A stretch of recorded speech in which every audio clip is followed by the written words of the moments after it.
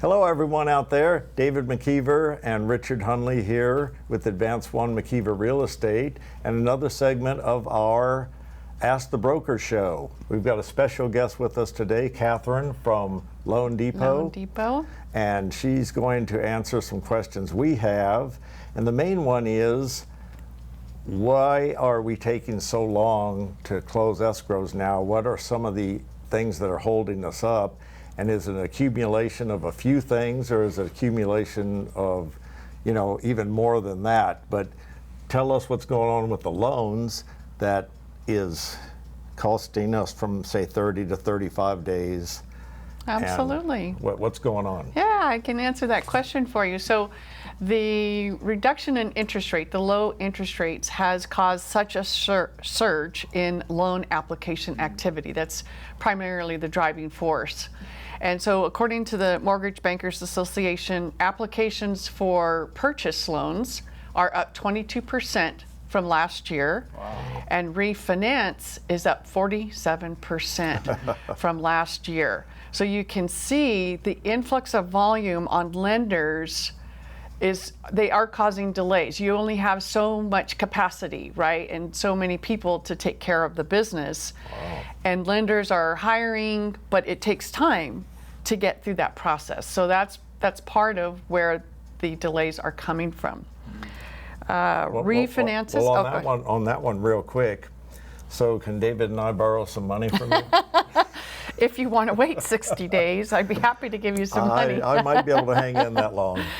So right now, refinances are taking 65% of all lenders' applications and their volume. So you can see, even though we have quite a bit of purchase, the refinances have really taken over. So according to Fannie Mae, and Fannie Mae is a mortgage software provider for most lenders, the average turn time right now is 42 days on a home purchase. Oh, wow. Refinances are at least 60 days or 90 days. Every company is a little bit different. Wow.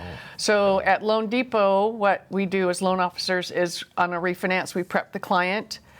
It's going to take at least 60 days, continue to make all of your payments, and you just have to wait, because in some companies it's 120 days. So every company is a little bit different, so you can see. And what's happened then is all areas of home mortgage is delayed. Appraisers are turning down the orders because they are at capacity. There's a shortage of notaries because nobody has enough time anymore. And so that goes into our processing of closing disclosure. And the closing disclosure, generally when we order it, it should go out in a couple of days, right? Now we're probably about 5 days once we order a closing disclosure. And so then you can see how that's going to take 5 days just to get it out. And then you have an additional 3 days before the buyer can sign. You throw a weekend in there, your 30-day escrow is pretty tight. Yeah, I see. Okay, so we have the appraisers are just jammed up. And so what's the average time on the appraisal, roughly? A week and a half, 2 weeks, I think, depending on where the property is located. Sometimes we have to order it on a rush because we're on a 30-day escrow and we want to do what we can to maintain that. Gotcha. So one tip would be order the appraisal early. As soon as possible. Gotcha. All right, Kathyrn, so we understand the new timeframes. What are some things that the buyer can do and agents can do to make sure we're making progress and sticking to some timelines that we've promised our clients, Correct. If we go on a 30-day escrow, what are some things that we need to do to ensure that's going to happen in 30 days? I think the first part is setting expectation between the buyer and, of course, your client as the seller, and what that time frame really means and how important it is for everyone to participate in their part of the process. When it comes to the buyer, they need to be around 24/7. They need to sign things immediately. On your side, as far as getting inspections done, on the lender side, just making sure we're following the contingency dates. It's about everybody really being aware of the timeline and how important it is. Right.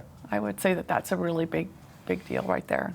Yeah, setting the expectation with the client that if the lender asks for an updated bank statement, not to wait for 42 days to get it back to them, right? You want to get that back in as soon as possible, and that way the lender continue to move forward in their job, right? Correct. Yeah.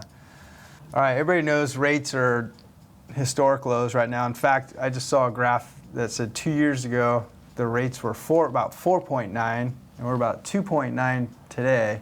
So what else has changed in this new lending environment other than super low rates? Well, some of the things that are happening, let's say with the appraisals. So a lot of the homes that we're either refinancing or someone is purchasing, they've had an appraisal done on that property already. And so our automated software recognizes that, and if we're close to the value and it picks up the comps itself, it will waive the appraisal. Now that's going to save the client at least $500, $600, but it also takes off the table worrying about the value.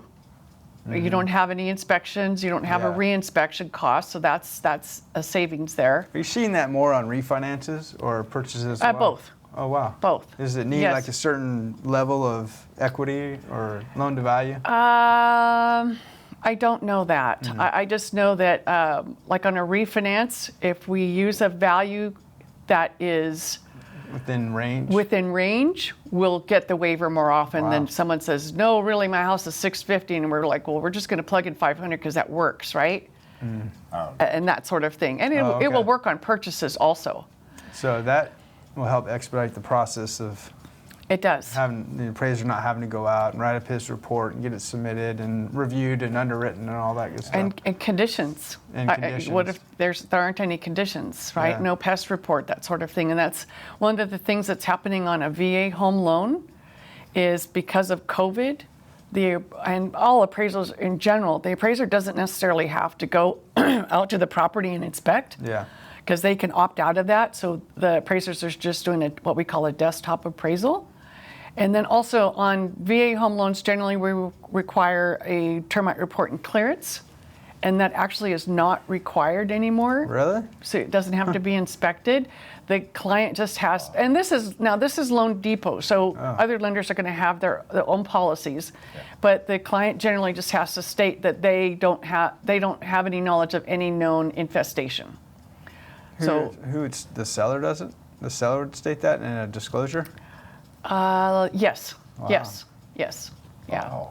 So that's a little bit different. That's a good one. And then on loan programs in general, most of them are back because some of the investors left, the jumbos are back. Some of the things that are a little bit different, if you are self-employed in 2020, generally with your income, we would have always taken 2018 and 2019 federal returns, right? Yeah. For the most part. But sometimes, depending on the nature of your business, we're going to ask you to verify that you've received income This year. for this year. Because Makes some incomes have fluctuated so much. And the lender just needs to make sure that you still have the ability to repay the debt. So those are just some of the minor things that we see on our end. Okay, one relatively new item that was announced and then it was retracted or delayed, I should say. Fannie Mae and Freddie Mac, they announced a new, I don't even know the name of the fee. It's a new fee, a loan fee, I guess. It's not an individual Loan Depot thing or any other lender. It's on any Fannie Mae and Freddie Mac loans. And the fee is a 0.5 point of the loan amount, or 0.5 percentage, or 50 basis points, whatever you want to call it. So if you have a $300,000 loan and you're going to do a Fannie Mae or Freddie Mac loan, there's going to be a new fee. That'd be $1,500 just to do a refinance. It's only a refis, I believe. I think it's refinances. I don't know. I thought it was- I don't know if it's only refis. I read it was only refis that were like $150,000 and more. But initially it was going to be September 1st, and then they've delayed it now Delayed to December. to December. Yeah, I don't have a specific date on that, so Okay. I can do a little bit of more research. Is it refinance? Is it purchase? Yeah. Or is it just, and then what the specific date is and how that really affects the client. Does it move to the client and is a cost for them, or is the lender going to absorb it?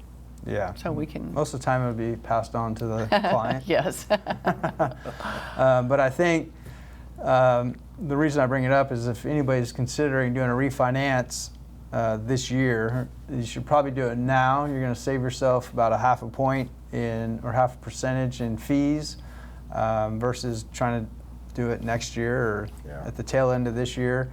If you're and we heard that refinances are taking 60 days, so that means you should probably get it started now, and then where are we at? We're about September, so October, November. Yes. Yeah, so you should probably do it now within the next 30 days to avoid paying that new fee from Freddie Mac and Fannie Mae. Correct. Yeah. More to So, come on that. Word of caution. We'll be announcing that. Yeah, more to come as it rolls out. But if you have any further questions on that or lending or guidelines, feel free to reach out to ourselves. But more importantly, you should reach out to Kathyrn. She's the loan expert. And thank you for joining us today. Absolutely. I and love it. Thank you, guys. answering some questions. So that was the Ask the Broker show for today, this Friday.